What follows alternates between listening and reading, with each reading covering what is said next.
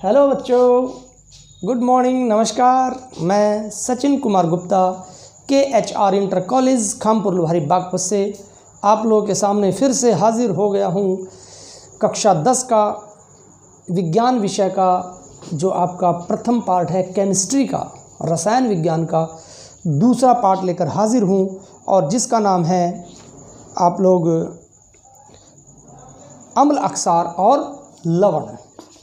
अम्ल अक्षार और लवण, और पहला चैप्टर मैं पढ़ा चुका हूँ आपको रासायनिक अभिक्रियाएं एवं उनके प्रकार। आज दूसरा चैप्टर स्टार्ट कर रहा हूँ जिसका नाम है अम्ल अक्षार और लवण, अर्थात एसिड, बेस एंड साल्ट। चलिए स्टार्ट करते हैं। वैसे तो कक्षा 8 में भी आप लोगों ने पढ़ लिया है कि अम्ल क्या है, अक्षार क्या है और लवण क्या है, लेकिन आप लोग कक्षा 10 में आए हैं तो कक्षा 10 के अंदर मैं पुनः स्टार्ट करता हूँ, आपकी थोड़ी याददाश्त जो है ताज़ा करता हूँ और चलता हूँ। अम्ल,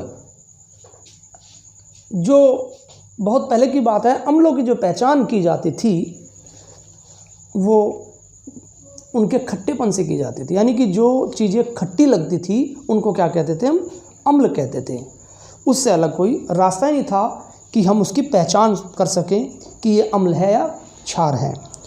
और जैसे हमारा नींबू है, नींबू के अंदर साइट्रिक एसिड होता है और इमली के अंदर होता है टार्ट्रिक एसिड, और आपका सिरका के अंदर होता है एसिटिक एसिड। ये तीन चीज़ें ही ऐसी थी जिनसे पुराने समय में अम्ल की पहचान की जाती थी, लेकिन समय बदलता गया, विज्ञान ने तरक्की की तो अम्ल की परिभाषा आई, फिर उसके बाद फिर नई परिभाषा आई। वे परिभाषा मैं आप लोगों के सामने अभी बताता हूँ। सबसे पहला अम्ल, एसिड, इंग्लिश में एसिड कहते हैं इसको, वे पदार्थ जो जलीय विलयन में H आयन अर्थात हाइड्रोजन आयन देते हैं, हाइड्रोजन आयन के अतिरिक्त अन्य कोई धन आयन नहीं देते, क्या कहलाते हैं, अम्ल कहलाते हैं। एक तो परिभाषा यहाँ तक हो गई, और एक परिभाषा वो पहले ही, वे पदार्थ जिनका स्वाद खट्टा होता है वे क्या कहलाते हैं, अम्ल कहलाते हैं। अब आधुनिक परिभाषा के अनुसार क्या है, अम्ल वे पदार्थ हैं जो किसी दूसरे पदार्थ को प्रोटॉन दे दें। प्रोटॉन के ऊपर चार्ज कैसा होता है, प्लस का होता है। हाइड्रोजन के ऊपर भी चार्ज कैसा होता है, प्लस का होता है। अर्थात जो हाइड्रोजन दे दे या प्रोटॉन दे दे वो क्या कहलाता है, वे अम्ल कहलाते हैं। अब कुछ अम्लों के नाम मैंने लिखे हुए हैं यहाँ, जैसे मेन अम्ल हैं जो आपके कोर्स में आते हैं, अधिकतर यूज़ होते हैं, इससे एक्स्ट्रा तो बहुत ही कम चांस पड़ते हैं। ये 4 अम्ल आप लोगों के सामने नाम लिखा। नंबर 1 हाइड्रोक्लोरिक अम्ल, इसका जो फॉर्मूला है HCl, आप लोगों को याद भी करना है। ये जब इसको हम जल में घोलते हैं तो H आयन अलग हो जाता है और Cl आयन अलग हो जाता है, लेकिन साथ के साथ एक काम और भी होता है। जो H आयन है वो स्वतंत्र नहीं रहता, वो जल के साथ घुलकर, यदि मैं इसके अंदर जल मिला दूं तो H2O की और H की क्रिया हो जाती है और क्या बन जाता है, ये बन जाता है H3O आयन। ठीक है बच्चों। इसी प्रकार नाइट्रिक अम्ल है। नाइट्रिक अम्ल का फॉर्मूला होता है HNO3। HCl हो गया पहला हाइड्रोक्लोरिक अम्ल, दूसरा हो गया नाइट्रिक अम्ल HNO3। ये उत्क्रमणीय अभिक्रिया है। ये इधर से हम जल में घोलेंगे तो 2 हिस्सों में टूट जाएगी, और यदि हम इनको जोड़ेंगे तो HCl बन जाएगा। इसलिए दोनों तरफ आधे तीर का निशान लगता है, इसको कहते हैं उत्क्रमणीय अभिक्रिया, रिवर्सेबल। इसी प्रकार HNO3 को यदि तोड़ेंगे तो हम जल में घोलेंगे तो H आयन अलग हो जाएगा, NO3 आयन अलग हो जाएगा, लेकिन H आयन स्वतंत्र नहीं रहेगा। H आयन फिर से जल के साथ क्रिया करके H3O आयन बना लेगा, और NO3 तो ऐसा कैसा रही भाई, NO3 के ऊपर माइनस का चार्ज है, क्योंकि उतने ही प्लस होते हैं उतने माइनस होते हैं। जब दोनों मिल जाते हैं, अम्ल और क्षार मिल जाते हैं, या ये कह लीजिए तो क्या बन जाता है, लवण बन जाता है। वो लवण की परिभाषा जब पढ़ेंगे उसमें बताऊंगा। तीसरा नंबर का आता है सल्फ्यूरिक अम्ल, सल्फ्यूरिक एसिड, इंग्लिश में सल्फ्यूरिक एसिड, एसिड यानी अम्ल, हिंदी में अम्ल कहते हैं, इंग्लिश में एसिड कहते हैं। तो इसको बहुत से लोग सल्फ्यूरिक एसिड भी बोलते हैं, कुछ कहते हैं सल्फ्यूरिक अम्ल, हिंदी में बोलेंगे सल्फ्यूरिक अम्ल। चलिए खैर, इसका फॉर्मूला है H2SO4। इसमें भी H आयन अलग हो गए, H के 2 आयन हैं, H आयन 2 प्लस SO4 के ऊपर माइनस के 2 हो गए, क्योंकि H के 2 हैं तो प्लस का 1 लगा दे, लेकिन 2 हमने ले लिए H के, तो इस प्रकार क्या हो गया, H ion plus SO4 ion. लेकिन H आयन इसमें भी फ्री नहीं रहता, वो क्या करता है, जल के साथ क्रिया करके क्या बनाएगा, H3 O आयन बनाता है, हाइड्रोनियम आयन बना लेता है। इसी प्रकार एसिटिक अम्ल है आपका CH3COOH, H आयन अलग हो गया और CH3COO आयन अलग हो गया। इसमें वही बात है, H आयन स्वतंत्र नहीं रहेगा, जल के साथ मिलकर क्या बना लेगा, हाइड्रोनियम आयन H3O आयन बना लेगा। क्लियर है बच्चों, ये अम्ल की डेफिनेशन है। ये 2 डेफिनेशन लिखी हुई हैं, दोनों याद कर लेना आप लोग, जैसा भी पेपर में आए उस हिसाब से आप उत्तर दे देंगे।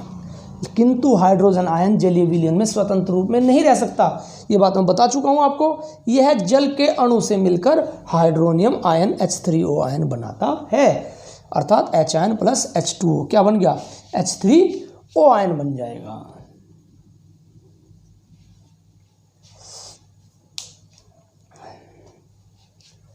इसके बाद प्लस का हो गया ना चिन्ह, हाइड्रोजन के ऊपर प्लस का चिन्ह, अक्षारक अर्थात बेस। अक्षारक क्या है, इसको भस्म भी कहते हैं, अक्षारक भी कहते हैं, भस्म भी कहते हैं, और इंग्लिश में इसको बेस कहते हैं। बिल्कुल ठीक इसका उल्टा हो जाएगा, सेम परिभाषा लगभग, लेकिन H आयन की जगह क्या बोलेंगे हम, OH आयन।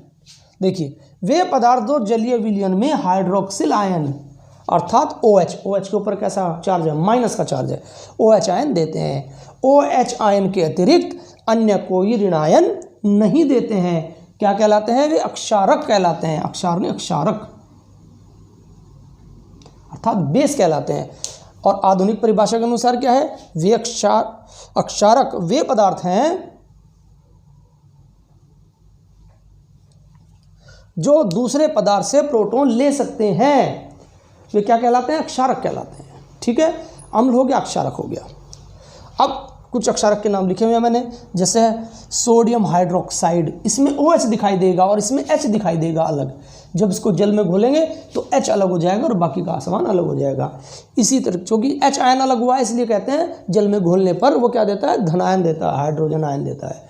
हाइड्रोजन आयन के अतिरिक्त कोई भी धनायन नहीं देता। इसी प्रकार जब इसको जल में घोलेंगे तो OH अलग हो जाएगा, जिसके अंदर OH दिखाई दे और वो जल में घोलने के बाद अलग हो जाए तो मोटी मोटी सी जो बात समझेंगे हम, इसका मतलब वो क्षारक है। सोडियम हाइड्रोक्साइड NaOH, अक्षारक भी कह सकते हैं उसको, अक्षार भी कह सकते हैं, वो भी बताऊंगा आगे कि अक्षारक में अक्षार में क्या फ़र्क है। तो सोडियम हाइड्रोक्साइड NaOH टूट गया तो इस समय Na आयन और OH आयन। ठीक है, पोटेशियम हाइड्रोक्साइड, इसको कास्टिक पोटास भी कहते हैं, पोटेशियम हाइड्रोक्साइड KOH, और सोडियम हाइड्रोक्साइड को कास्टिक सोडा भी कहते हैं, KOH। K आयन अलग हो गया, OH आयन अलग हो गया। OH के ऊपर क्या है, माइनस का, इसीलिए कहते हैं OH ऋणायन देता है। OH ऋणायन के अतिरिक्त अन्य कोई ऋणायन नहीं देता। वे क्या कहलाते हैं, अक्षारक कह लीजिए, अक्षार कह लीजिए।